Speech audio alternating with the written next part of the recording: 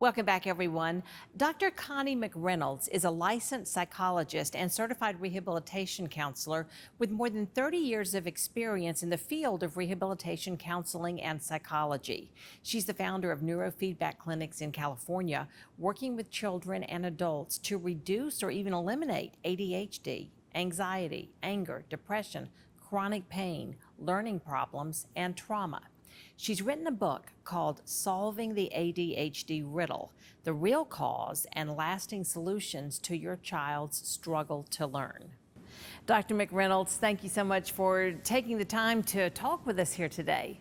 Thank you so much for having me. It's a pleasure to be here. Well, we know with the kids home for summer, it can be difficult for parents to help them stay off their screens and actually play. So how can too much screen time impact a child's mental health? Mm. This is such an important question for us to be dealing with in today's world. I think it's on a lot of parents' minds. It certainly is for the parents who come into my clinics. They ask this all the time. Children under the age of 5, it's really recommended to significantly limit that. And children aged birth to 2, that's recommended for no screen time other than maybe FaceTime or just, when you're connecting briefly with people in that manner. And there's really some good cause for this because what we know is that excessive screen time, so we've already kind of qualified what that is, typically less than an hour a day for children 2 to 5. Anything more than that actually has been shown to cause increase in emotional dysregulation, difficulties in self-regulation. In other words, children will struggle with some anxiety. We've even seen depression. We've seen some difficulties with language development. We've seen difficulties with children being able to really navigate the real world versus kind of this two-dimensional world. And children under the age of 5 really need the tactile experience. They need to be living and interacting with a physical world versus this two-dimensional screen time that really affects actually how the brain can develop. So we want to be cognizant of this, want to be aware of it. And then for children 6 and older, it's a one-to-one, and parents sometimes don't like to hear this because for every hour of screen time, it's really highly recommended that children have an hour of activity. Part of the difficulty with too much screen time, we know there's an increase in childhood diabetes, but certainly obesity. We know then also that we start seeing academic challenges. We start seeing attention problems develop. We're seeing an increase in what is called or defined as conduct disorder or oppositional defiant disorder.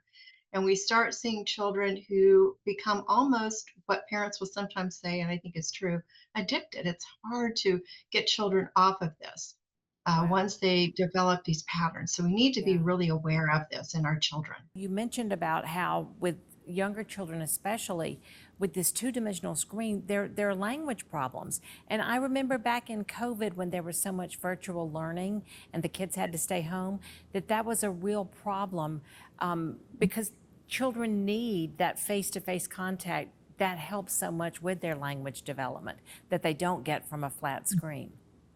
They don't get that with a flat screen, and Yeah, they don't learn social interactions from a flat screen.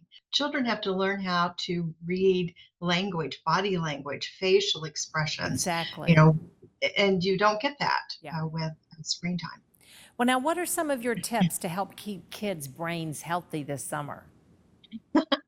It's kind of old school almost when we start thinking about, well, what did we do before we had Yeah. all this screen time? Get outside. I always tell parents, get children outside, get to the parks and go hiking, biking, playing in these kinds of environments, outdoor environments, because this gets children anchored into nature. First of all, it gets them away from screen time. And then other tips that I've given parents is it's called a screen-free time at home. And so this is families deciding when they're cutting off all technology. This means parents included, I get a little pushback sometimes from some of the parents, but it means everything off.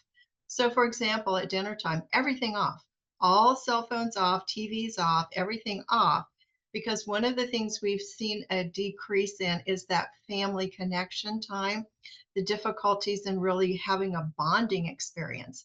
And in the quote old days, We used to bond around meals and family time and dinner time. And so some of this is kind of going back to those things that actually worked pretty well before we became so consumed. I think that's really great advice, and it makes me think about how, for a lot of families, a game night is a really important thing. To have that Yes. one night where you don't have your devices right there, and we do need that. That's so Oh, we important for our family absolutely. dynamics. Mhm. Family dynamics are so critical, and sometimes families become very busy. We all understand that in today's world. And yet, if we can make a concerted effort in a family unit to define this is our time to gather time, a game night's perfect. And you're learning social interactions. And I think about the difference between board games and video gaming, and there's a big difference with this. And with the actual in-person gaming, you're going to learn that sometimes you're going to lose and it's okay. And how can you be okay with not winning your game and we're celebrating someone else's win? And that's a challenge that Yes, we all sometimes. in my family, it's when my 91-year-old mother visits, and she's the most competitive person you've ever met. She's the one we have Exactly. trouble with about playing nice.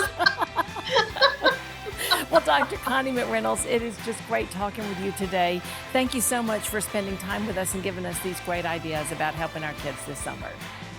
Oh, thank you so much for inviting me. It's been a pleasure to be here.